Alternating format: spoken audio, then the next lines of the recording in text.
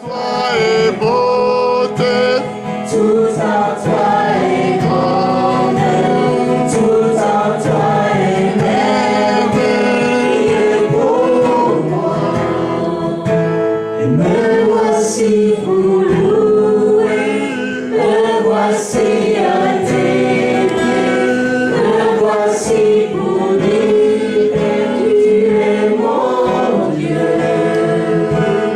Tout à toi est beauté, tout à toi est grande, tout à toi est merveilleux pour moi. Voici pour louer, voici à t'aimer, voici pour dire que tu es mon Dieu. Tout à toi est beauté, tout à toi est grande, tout à toi est merveilleux pour moi. Je ne pouvais imaginer le prix payé pour mon péché. Je ne pouvais imaginer le prix payé pour mon péché.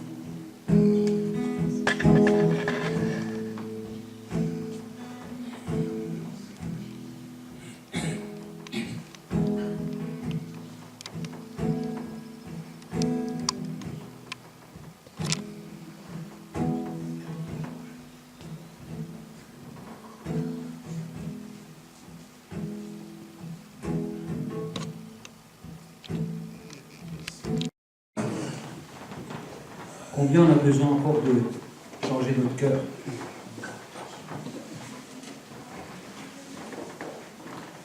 Mais Dieu a fait une promesse. Il a dit qu'il nous amènera à la stature parfaite de Jésus-Christ. Ça veut dire que l'objectif de Dieu, c'est de nous emmener à être parfaits. Et ça, c'est une bonne nouvelle.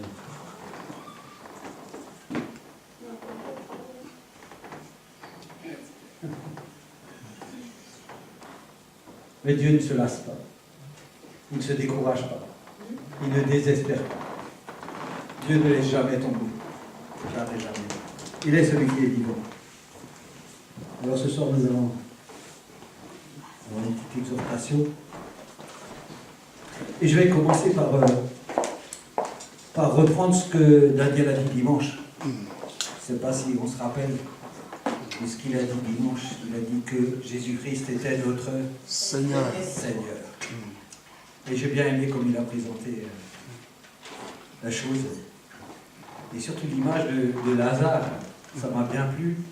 Parce que c'est vrai qu'on dit toujours que Jésus-Christ est notre Seigneur, mais que nous faisons quand même ce que nous voulons. Et ça, c'est terrible parce que on aimerait tellement que le plan de Dieu s'accomplisse au ciel et sur la terre. Mais combien des fois nous sommes des freins pour ce plan? Combien des fois nous sommes en opposition sans nous rendre compte de ce plan parfait? Et malgré tout, nous le reconnaissons comme étant un plan parfait. Mais nous sommes des fois des obstacles pour ce plan. Et je crois que des fois, on n'en a pas conscience. On n'a pas conscience de cette opposition. Parce qu'en fait, quand on accepte Jésus-Christ dans sa vie, qu'est-ce qu'on fait? Si ce n'est donner sa vie à Jésus-Christ. Mais qu'est-ce que ça veut dire aujourd'hui, donner sa vie à Jésus-Christ? Donner, quand tu donnes quelque chose, est-ce que tu le prêtes? Non. Est-ce que tu le donnes pour un moment? Est-ce que tu en attends des intérêts? Est-ce que ça te rapporte quelque chose? Mais quand tu le donnes avec amour. Oui. Tu le donnes parce que tu as confiance. Si tu donnes quelqu'un, tu le donnes à ton ami, à celui que tu connais, à celui que tu aimes. Et nous, quand on donne notre cœur à Jésus, comment on lui donne notre cœur? On fait une négociation? On fait quoi? Donner son cœur à Dieu, c'est avoir confiance. Avoir confiance. C'est avoir confiance. Donner, c'est avoir confiance. C'est dire, parce que j'ai confiance, je te donne ma vie. Tu ne donnes pas n'importe quoi. Tu donnes ta vie. Tu ne donnes pas n'importe quoi.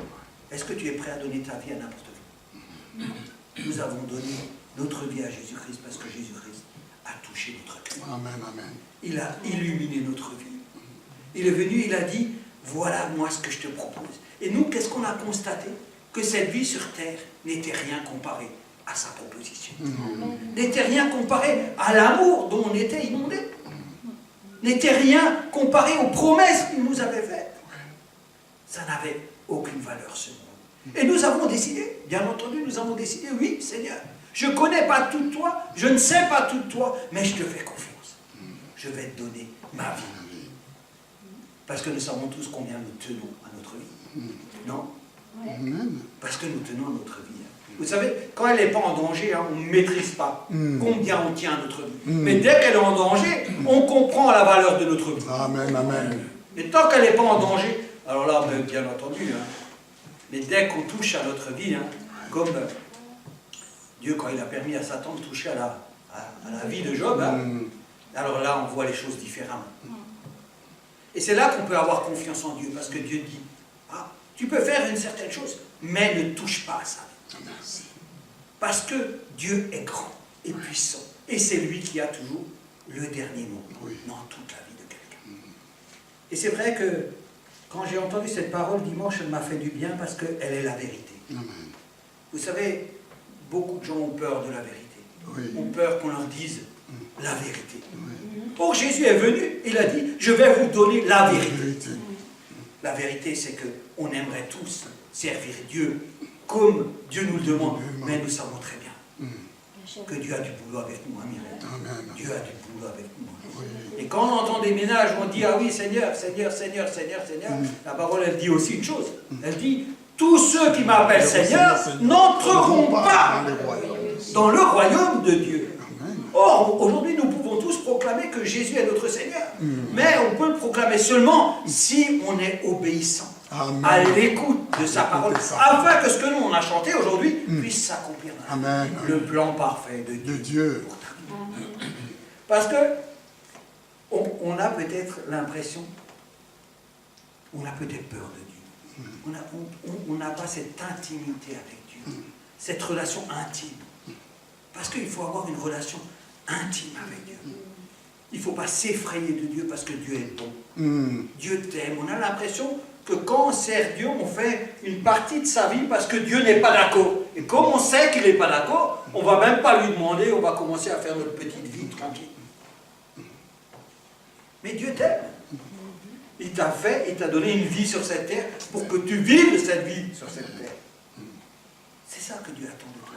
Que tu vives cette vie sur cette terre en n'oubliant pas que Dieu est le premier dans ta vie. Amen. Mais tu as le droit de vivre cette vie. Oui. Un jour, cette vie sur cette terre va s'arrêter. Amen. Et tu vivras une autre vie Oui. que Dieu t'aura proposée, Amen. qui sera une vie différente et éternelle. Mais pourquoi Dieu veut que tu vives une vie éternelle sur la terre? Vis ta vie de terre. Oui. Et tu vivras ta vie éternelle. Amen. N'aie pas peur de Dieu, confie-toi en lui. C'est ça qu'il faut faire avec Dieu. Quand on appelle Dieu, tu es mon Seigneur, ça implique une relation d'amour. Amen. Une relation Amen. forte d'amour. Une relation forte de soumission. Non pas la soumission ordonnée, mais la soumission. Vous savez, il y a un certain plaisir, je ne sais pas si vous savez ça, mais il y a un certain plaisir et une certaine joie à être soumis à Jésus. Amen. Amen. Vous savez, on viendra peut-être après, hein. Vous savez, quand Pierre il s'est fait attraper, hein, parce qu'il parlait, hein, Dieu avait donné un ordre, attendez que le Saint-Esprit arrive et après allez prêcher. Non, hein. Et Pierre a commencé à prêcher après. Hein. Et puis alors, les Juifs sont arrivés, ils l'ont arrêté. Hein. Hein. Et alors, il a été interrogé hein, devant le Sanhédrin et il a dit, ouais, ben, vaut mieux servir Dieu ou les hommes. Il a dit, il vaut mieux servir Dieu que les hommes. Il leur a parlé comme ça. Quoi. Et les gens avaient un peu peur, donc ils l'ont tapé avec tous les autres et puis ils les ont libérés. Mais quand ils sont sortis, les mecs, ils étaient joyeux. Joyeux d'avoir pu être battus pour Jésus-Christ. Amen. Joyeux d'avoir été reconnus comme serviteurs de Christ. Alléluia. Joyeux d'avoir pris un coup de bâton comme ça sur la tête en disant « Maintenant, j'ai pris un bon coup de bâton pour Jésus-Christ. » Jésus-Christ. Et ils sont allés le dire à tout le monde. Et tellement ils étaient dans la joie. Je crois que si nous, on prendrait un coup de bâton, on irait faire un procès. Ah, on m'a touché. Voyez-vous, tu es mon Seigneur, ça implique une relation forte, intime, remplie de tendresse avec Jésus-Christ. Et c'est ce que Jésus-Christ veut. C'est Jésus-Christ veut une relation intime, personnelle avec toi, Amen. basée sur l'amour qu'il communique, Oui. basée sur la justice et la vérité que lui donne. Ouais. C'est ça que Jésus-Christ veut. Et ça m'a plu, parce que quand il a pris cet exemple de Lazare, et, je vois dans cet exemple où il dit, ouais, va vite le chercher, il a bien expliqué, hein. J'ai bien aimé, parce que en fait, on avait l'impression que ces deux sœurs allaient gérer tout. Ils ont géré le début et la fin, parce que quand il arrive, il a dit, écoute, ne t'inquiète plus, il est déjà mort.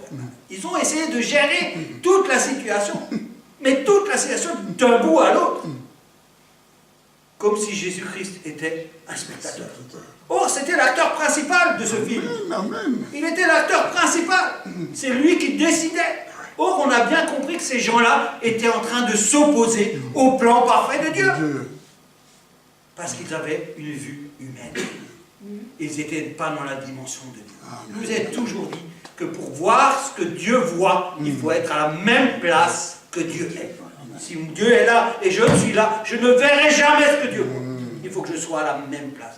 Quand on est à la même place, on est comment? On est en Jésus-Christ. C'est en Jésus-Christ que nous voyons le plan parfait de Dieu. Amen. Or, beaucoup de chrétiens ne voient jamais le plan de Dieu. Ils ne connaissent pas le plan de Dieu. Ils ne s'intéressent pas au plan de Dieu. Pourquoi? Parce qu'ils sont là.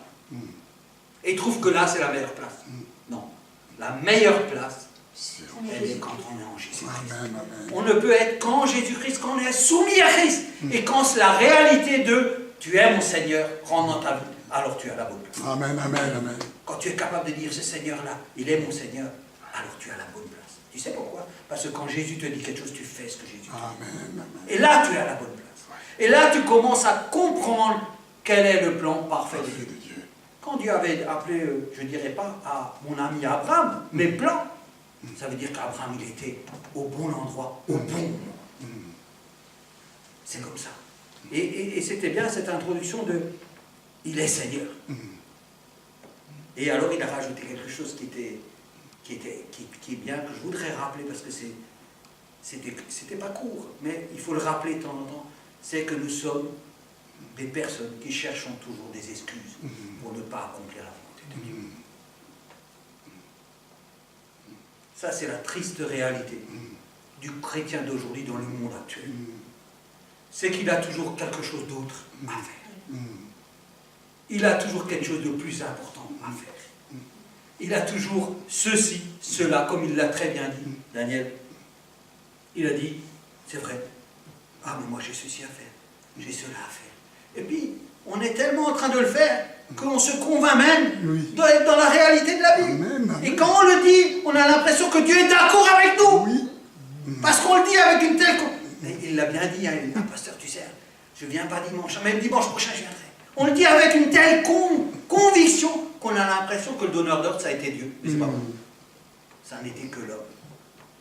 Parce que vous devez comprendre une chose, c'est que la nature de l'homme est mauvaise. Et elle cherche toujours à se soustraire à la volonté de Dieu. Toujours. Ça veut dire qu'avant de commencer à faire quelque chose, il faut se connaître. Il faut savoir quelle nature on a. La nature de l'homme, est-ce que Dieu a décidé de la rétablir? Qu'est-ce qu'il a décidé, Dieu, avec la nature de l'homme? Qu'est-ce qu'il a décidé? Vous le savez tous. Il a dit, elle doit mourir.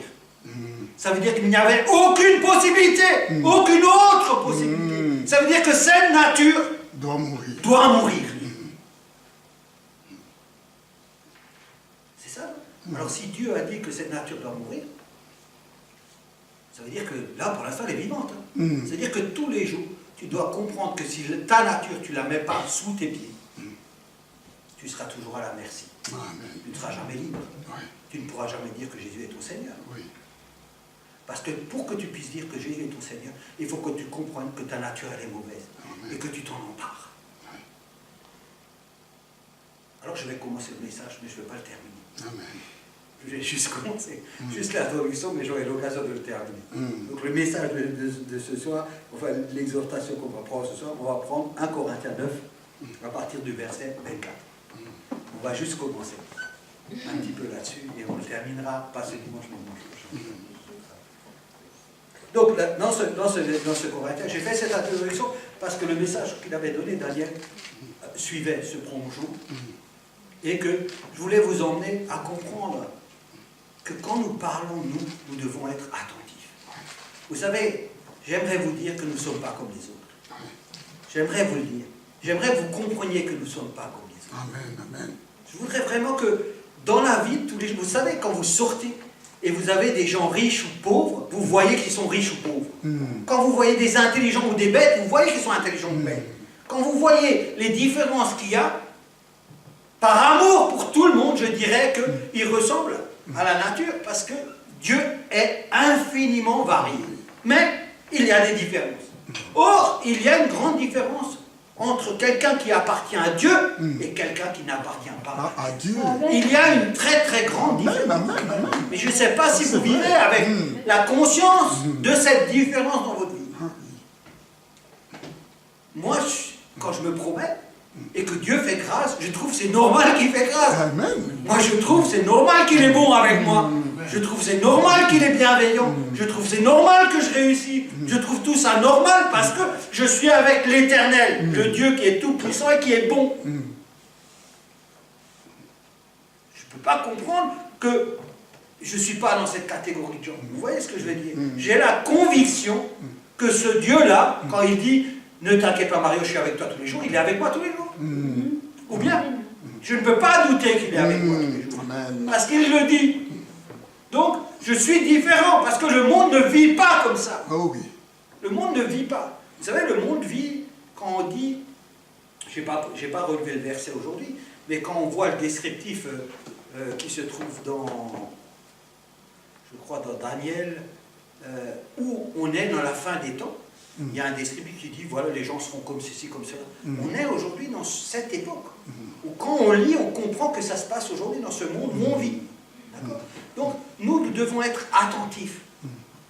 Parce que nous ne sommes pas comme les autres. Je ne dis pas qu'on est supérieur aux autres ou inférieur aux autres. Je dis juste que nous ne sommes pas comme les autres. Amen. Parce que nous sommes sous la grâce de Dieu. L'Éternel, Dieu des armées. Nous sommes déjà des gens qui vivons dans l'éternité. Nous sommes déjà au profit des promesses et des bénédictions que Dieu nous a données. Parce que nous y croyons. Quand tu crois à quelque chose, tu as accès à ces choses-là. Alors, Ne savez-vous pas que les concurrents dans le stade courent tous, mais qu'un seul remporte le prix? Courez de manière à le remporter. Oui. Je m'arrête là. Oui. Courez De la manière. de manière à le remporter. Vous savez, si on prend le contexte, Corinthe, c'était une ville où il y avait des jeux. Il y avait beaucoup de jeux tous les... Je ne sais pas tout lu, mais il y avait beaucoup de jeux. Et puis, à cette époque-là, les athlètes, ils pouvaient tout arrêter dans leur vie pour faire les jeux et être vainqueurs aux jeux. C'était la chose la plus importante pour eux. Et là, Paul, il va prendre cet exemple. Vous savez, Paul, dans Acte 9, il rencontre Jésus-Christ sur le chemin de Damas.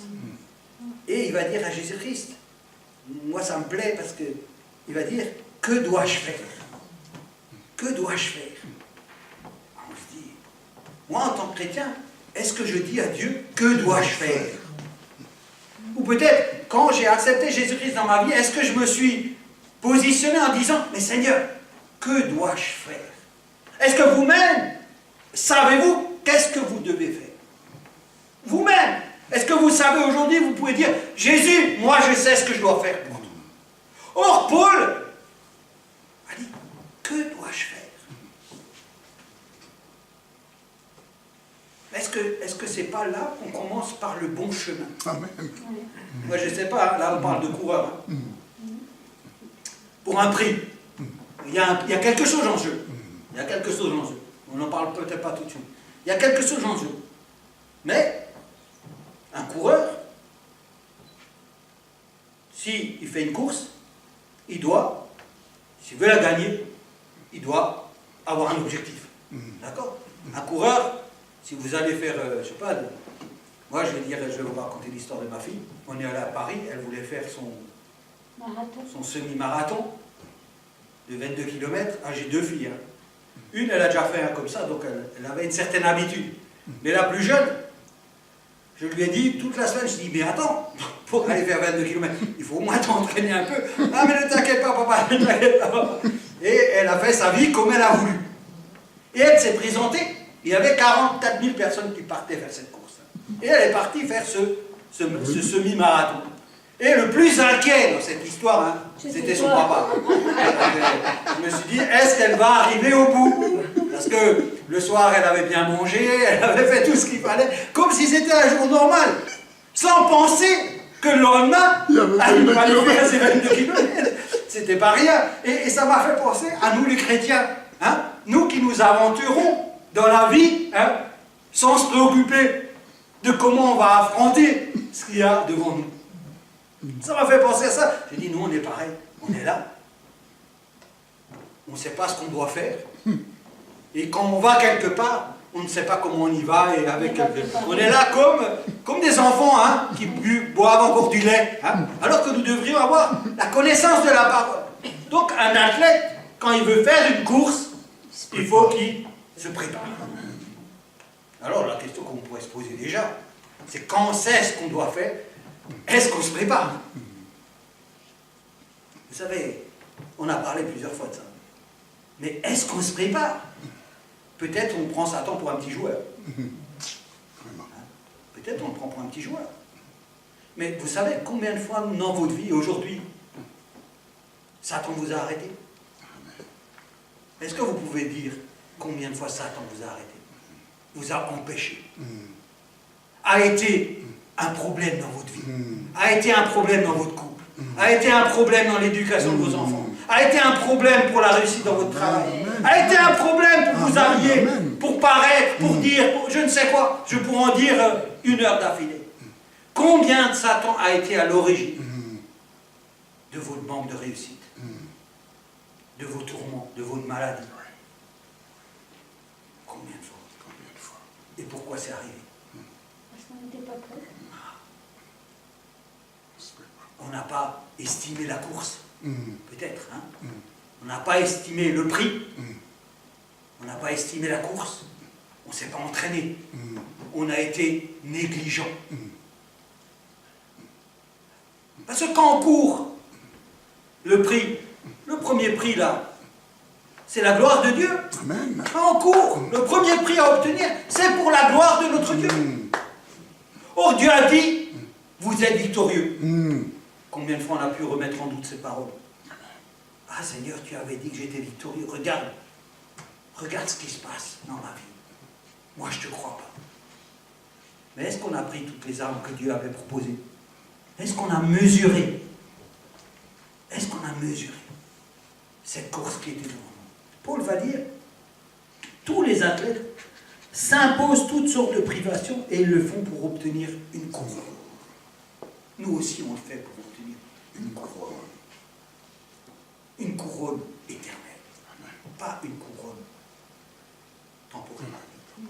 Ça veut dire que quand on a notre Seigneur Jésus-Christ comme ami, on doit avoir un objectif. Moi, je voudrais vous dire ce soir que vous devriez, chacun de vous, avoir un objectif. Pas deux objectifs. Un objectif. Pas l'objectif de vous marier. Pas l'objectif de vous travailler. Pas l'objectif de vous promener. Pas l'objectif de vous faire bonne chère sur cette terre. Non, un objectif. Parce que je vous rappelle que vous avez donné votre cœur à Jésus-Christ. Vous êtes allé, c'est comme si vous me donnez votre vie à moi et vous dites, Marie, fais ce que tu veux avec ma vie. C'est ce qu'on a fait avec Jésus. On a dit à Jésus, écoute, je te donne ma vie. Fais ce que tu veux avec ma vie. Fais ce que tu veux parce que j'ai confiance en toi. Parce que je sais qu'avec toi, je vais aller. Ça, c'est notre vie. Elle est là, dans ce verset. Parce que la vie passe, vous savez. Et un jour, on devient vieux. Et on regarde en arrière. Et qu'est-ce qu'on a fait? Et je vais vous dire quelque chose. Tout le monde trouvera quelque chose à dire à la fin. Parce que l'homme, dans sa nature, est comme ça. Il dira, ah, on n'a pas réussi ça, mais on a réussi cela.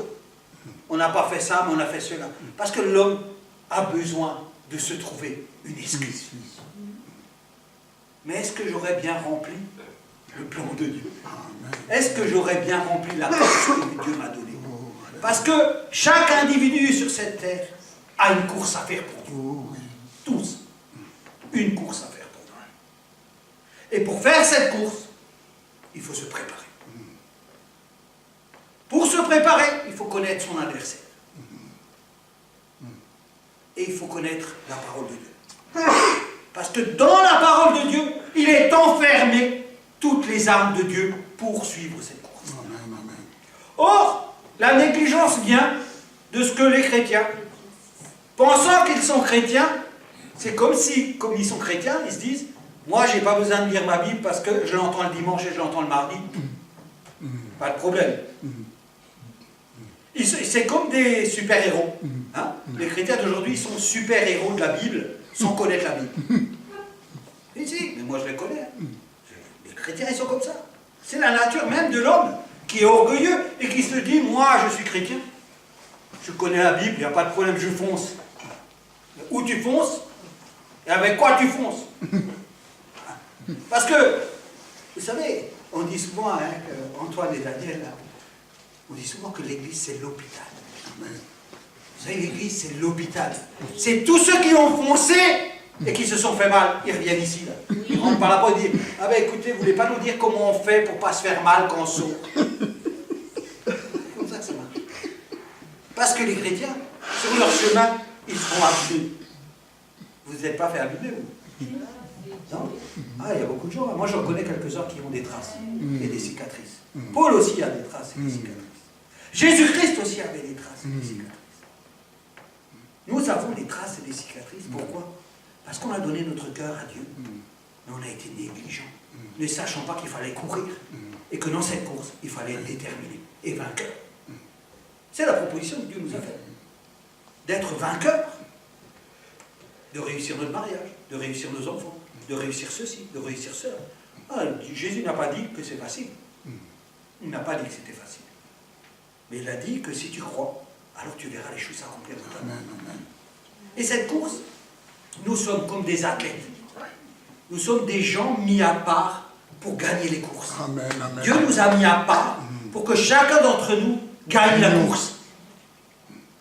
Il y en a un seul qui gagne la course là.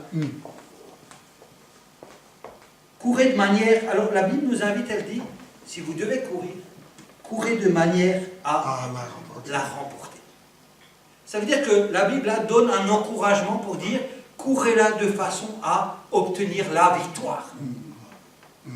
Ici, hein, quand on obtient la victoire ou pas, on ne perd pas son salut. Il n'y a pas une question de salut là-dedans, il y a une question d'obtenir la victoire. La victoire, elle apporte deux choses dans la vie du chrétien. Un, la gloire de notre Dieu. Parce que quand on gagne, c'est pour Dieu qu'on gagne. Amen. Toute la gloire, elle revient toujours à Dieu. Mais, dans cette course, on doit emmener les hommes vers Dieu. On doit les emmener vers Dieu. Ça, c'est qu'est-ce que je dois faire? Vous savez, le chrétien se trompe quand il dit ah, je vais accepter Jésus-Christ, je vais changer ma vie. Déjà, il s'est trompé. Parce que le chrétien, quand il rencontre Jésus-Christ, vous savez ce qu'il fait? Il va se dire, il faut que je change ma vie. Et là, déjà, c'est une erreur. Parce que le seul qui peut changer sa vie, c'est Jésus. Amen. Alors déjà, il commence à dire, ah, bon, moi je fume, je vais accepter Jésus-Christ dans ma vie, ben, je vais me battre pour arrêter de fumer. Ah oui, il concentre toute son énergie. Tous les jours, il met le paquet un peu plus loin, et puis lui, il marche vers le paquet. Il met le paquet là, il va vers le paquet, comme ça, et puis il éloigne le paquet. Mais il est toujours près du paquet, parce que lui, il a un objectif. Il n'est pas le même que le Seigneur a. Le Seigneur lui dit, écoute, détends-toi, je vais te faire arrêter de fumer. Mais l'homme, il ne comprend pas ça. Il pense que comme il a accepté Jésus-Christ, il va commencer à changer sa vie, tout seul, comme un grand. Mais il ne peut pas changer sa vie. Le seul qui peut changer la vie de quelqu'un, c'est Jésus-Christ. C'est notre Dieu et notre Sauveur. Donc, ça veut dire que celui qui a accepté Jésus-Christ dans sa vie, quand il commence à faire cette démarche, il a déjà rien compris. Il devrait dire, comme Paul, il devrait s'asseoir et dire, qu'est-ce que je dois faire, Jésus-Christ? Étendre l'oreille tout le temps qu'il est nécessaire jusqu'à ce qu'il a obtenu la réponse de Dieu. Pas de son imagination, pas des hommes, mais de son Dieu. Alors il peut commencer sa vie. Sans se préoccuper de son état. Parce que la Bible, je vous l'ai dit avant, Dieu a fait une promesse à l'homme. Il a dit, il nous changera, il nous transformera à la stature parfaite de Jésus-Christ. Ça veut dire que c'est Dieu qui engage la transformation de la nature de l'homme. Hein? Et il l'a très bien dit. C'était excellent comme il l'a dit. C'était très bien parce qu'il a dit, quand tu arrives chez Jésus-Christ, tu prends tes soucis et tu les mets de côté et tu t'occupes de courir pour servir Dieu. Or, le chrétien, qu'est-ce qu'il fait? Il arrive chez Dieu. Il dit, écoute Seigneur, tu me connais maintenant, voilà, moi je fume, je bois, je vais en boîte, je travaille 10 heures par jour, je veux une Ferrari. Tant que tout ça c'est pas réglé dans ma vie, je ne peux rien faire pour ça. J'attends. Et il s'assoit. Et il attend que Dieu fasse quelque chose pour lui. Et vous savez ce qui se passe? Rien. Il commence à perdre du temps. Du précieux temps. Parce que les gars qui courent, ils sont déjà en train de courir, les autres. Hein. Les autres, ils sont en train de courir, parce qu'ils ont compris que tout ça, il fallait le laisser de côté, mais qu'il fallait aller chercher la gloire de l'Éternel. Donc, souvent, je ne dis pas pour vous, moi je vais m'arrêter. Ce n'est pas pour vous. Souvent, le chrétien, dans sa compréhension de la vision de servir Dieu, il passe les 2 tiers de sa vie à comprendre qu'est-ce qu'il doit faire. Avant de pouvoir commencer à servir. Ça veut dire qu'on trouve la majorité des chrétiens qui ont 40-50 ans, pensant connaître toutes les subtilités de la parole de Dieu, ayant la connaissance parfaite de tout, mais l'ignorance la plus totale dans comment je fais pour servir Dieu. Pour servir Dieu, il faut être malléable dans les mains de Dieu. Malléable. Malléable, ça veut dire comme du chewing-gum, de la pâte à modeler, qu'on puisse transformer comme Dieu. La première chose que le chrétien doit comprendre dans sa vie, c'est qu'il doit se mettre à disposition de ce Dieu-là pour le servir comme Dieu le veut, et non pas comme lui le veut. Et c'est ça qui fait que le chrétien, dans la vie, il démarre mal. Il démarre mal parce qu'il ne veut pas saisir que sa nature, il n'y a que Dieu qui peut la changer. Or, Dieu avait décidé que sa nature, elle doit mourir. Alors Dieu va venir en aide aux chrétiens pour que sa nature tous les jours elle soit sous ses pieds. Pour qu'il ait tous les jours la victoire. Écoutez bien ce que j'ai dit. Il va l'aider pour qu'il ait tous les jours la victoire. Il ne va pas lui donner une victoire du 1er janvier au 31 décembre, parce que Dieu est un Dieu du jour. Il veut que tu renouvelles tous les jours ta victoire. Il veut t'apprendre à être une qualité première, très persévérant. Très persévérant. Je n'ai pas approfondi, je n'ai même pas commencé encore le sujet. Parce que là-dedans, il y a plein de secrets pour pouvoir se préparer à marcher avec Dieu. Et la persévérance est une des qualités qu'il faut avoir. La maîtrise de soi est une des qualités exceptionnelles qu'il faut avoir. Si nous n'avons pas la maîtrise de soi, c'est comme le gars, il sort du diable. Tiens, t'as vu ce coucher de soleil? Et là, il a un sourire. Vous savez, un beau sourire. Mais quand il pleut, il est là. Oh, il pleut, ça va pas être une bonne journée. Ça, c'est des gens qui vivent par les sentiments. Parce que le monde propose, parce que les choses sont dehors. Ah ouais, mais aujourd'hui il pleut. Ah ben Daniel, tu sais, aujourd'hui il pleut. Ça va pas être une journée facile. Et puis comme il pleut, j'ai pas envie de faire ça. Et puis tu te rends compte, aller évangéliser cette personne, la table là-bas, c'est trop loin. Écoute, on va attendre qu'il fait beau. De toute façon, le Seigneur est d'accord, viens, on prie, on va dire au Seigneur qu'on parle. C'est comme ça. Et on rigole, hein. Mais ça, c'est la vérité. Et quand il fait beau, non mais on y va maintenant, il fait beau, hein, on y va, c'est le bon moment. Nous, on choisit les moments, le temps, ce qu'il faut faire, où il faut le faire, et comme si Dieu n'existait pas. Or, on venait juste de lui donner sa vie, notre vie. Hein. On a dit, Seigneur, fais ce que tu veux. Et puis là, il fait beau, on dit, Seigneur, attends, je te la donne dans 10 minutes, on reprend la vie, et puis on va faire ce qu'on veut. Puis quand on a fini, ah Seigneur, je regrette, hein, je n'aurais pas dû faire ça. Je te redonne ma vie. Hein. Parce que quand ça va mal, on court vers Dieu pour lui donner sa vie. Il dit, ah Seigneur, là, il faut que tu règles ce problème.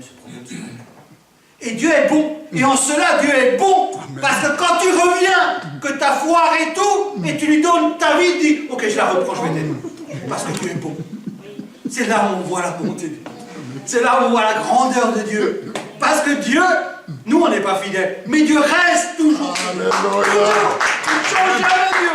Dieu, tu lui prends 15 fois la vie, tu pars avec, 15 fois tu reviens. Il dit, je prends ta vie. Mais sache une chose, qu'en faisant comme ça, il y a des conséquences dans la vie qui se passent. Parce que Dieu ne change pas. Dieu est toujours bon. Dieu t'aime toujours. Dieu va encore te sauver, te libérer. Mais il y a des circonstances qui viennent s'accrocher. Vous voyez? Donc, je crois que cette course-là, on va en parler un petit peu. Peut-être pas dimanche, mais dimanche prochain, on va approfondir le sujet. Mais il y a des circonstances qu'il faut... Et j'aimerais que nous puissions comprendre. Parce que nous ne sommes pas là pour nous tromper. Nous ne sommes pas là pour dévier de chemin. Nous sommes là pour donner gloire à notre Dieu. Notre Dieu. On est là pour que le maximum de gens, on puisse les emmener à connaître Dieu. Amen. Pas les sauver, les emmener à connaître Dieu. Les emmener à faire la rencontre que nous, on a faite. Amen. Cette rencontre, parce que le témoignage, c'est quoi? C'est, et viens avec moi, j'ai rencontré Jésus-Christ. Il a changé ma vie. Alors quand on parle comme ça, hein, on revient à la même idée, hein, le chrétien dit, ah, il a changé ma vie. Je vais changer ma vie. Il faut bien expliquer aux gens quand on parle. Pour qu'ils saisissent que Jésus-Christ est le seul à pouvoir changer leur vie. Et il faut le laisser encore faire changer ta vie. C'est un cheminement. C'est un trajet. C'est une vie avec le Seigneur qui t'amène à la perfection. Mais toi, tu dois servir comme il l'a dit très bien. C'était excellent ce message parce qu'il a dit comme ça, il a dit, il ne faut pas aller chez Dieu avec tous tes soucis, prends ton panier à un châle, tu lui mets au pied. Non. Dieu s'occupe de ton panier. Va, la Bible dit, cherche premièrement Le royaume et sa justice. Cherche premièrement. Ça veut dire, avant de te présenter devant Dieu, ne va pas lui dire que tu as besoin de vêtements et à manger parce que tu as toujours des vêtements et tu as toujours à manger. Maintenant, si tu n'es pas content de la couleur des vêtements, ça c'est autre chose. Mais dans ce pays où on est, on ne meurt pas de faim et on ne meurt pas de vêtements. Mais la Bible ne nous invite pas à dire, venez d'abord me demander de faire ci, cela. Non, la Bible dit une chose très importante que le chrétien oublie. C'est dans ton activité. Cherche premièrement le royaume de Dieu. Cherche en premier à honorer ton Dieu. Cherche en premier à faire plaisir au Saint-Esprit. Cherche en premier à plaire à Dieu. Ça, c'est ce que tu dois faire en premier. Pas en deuxième, pas en troisième, pas en quatrième. En premier, tu vas chercher à faire plaisir à Dieu. Tu dois te lever le matin et dire, Seigneur, comment ce matin je peux te faire plaisir? Amen. Parce que si jamais ma vie s'arrêtait à midi, que je puisse de 8h à midi te faire plaisir. Te faire plaisir, alléluia. C'est ça la vie. C'est pas à chercher mes performances, mes trucs là. Mais Dieu dit, quand tu agiras de cette manière, alors te sera donné Donné par-dessus, au-dessus. Amen. Ça veut dire que nous tous qui suivons ce conseil, on ne devrait rien demander à Dieu parce qu'on a tout. Amen. C'est vrai ou pas? Amen. Parce que la première chose à avoir, c'est Dieu. Quand on a Dieu, on a tout. Même s'il n'est pas d'accord avec nous. Mais quand on a Dieu, on a tout. On a tout. Parce que Dieu est tout. Amen. Il n'y a rien en dehors de nous Alléluia. qui vaille la peine. Ouais. Tout ce qui vaut la peine est en Dieu. Il est en Dieu. En dehors de Dieu, Il n'y a plus rien. rien. D'ailleurs, s'il y avait eu quelque chose, on ne se serait pas tourné vers Dieu. On serait allé la chercher. Amen. Mais comme il n'y avait rien, on avait bien compris que tout se trouvait en l'Éternel, le Dieu Tout-Puissant. Amen. Amen. Amen. Que le Seigneur soit béni. Amen. Et-